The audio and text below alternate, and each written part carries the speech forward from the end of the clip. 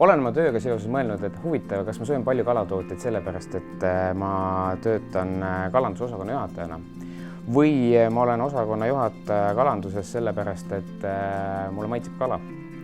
Ja vastus on tegelikult lihtne. Mulle maitseb kala. Ehk siis ma töötan siin sellepärast, et ma tahan Eesti kalanduse arengusse panustada. Ja samasugust kirglikkust näen siin kõigis osakondades, kõigis tubades, kõigis aruteludes. Ja see ei ole mitte ainult äge, vaid see muudabki päriselt Eesti jaoks midagi paremaks.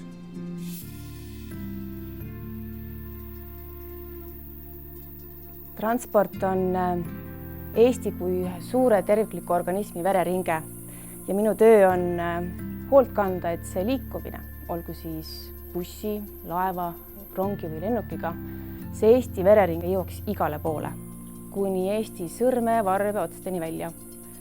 Tunnen iga päev, kuidas nii väikesed kui suured otsused meie töös aitavad Eesti inimeste liikumise teha lihtsamaks ja ühistransporditeenuse paremaks.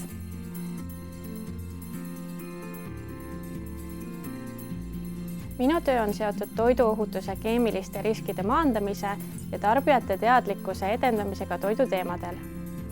Tunnen, et minu töö on vajalik ja tähendusrikas, sest oma tegevusega panustan ma nii Eesti inimeste õiguste kui ka tervise kaitsmisesse.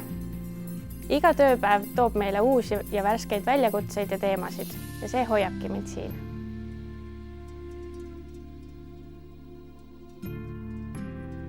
Minu jaoks on meie tõeline tugevus inimesed. Meeskonnad, kus noored ja kogenud on võrdselt väärtustatud. Ja mis veelgi olulisem, kus töö on osa elust ja mitte vastupidi. Kus esmatähtis ei ole mitte kellaaeg ja töökoht, vaid tulemus ning selle tähendus ja mõju. Ja see toobki meid iga päev taas kokku. Regionaal- ja Põllumajandusministeeriumis teeme tööd, mis puudutab inimesi, kogukondi, Eestit. Tule, muudame koos maailma. Päriselt.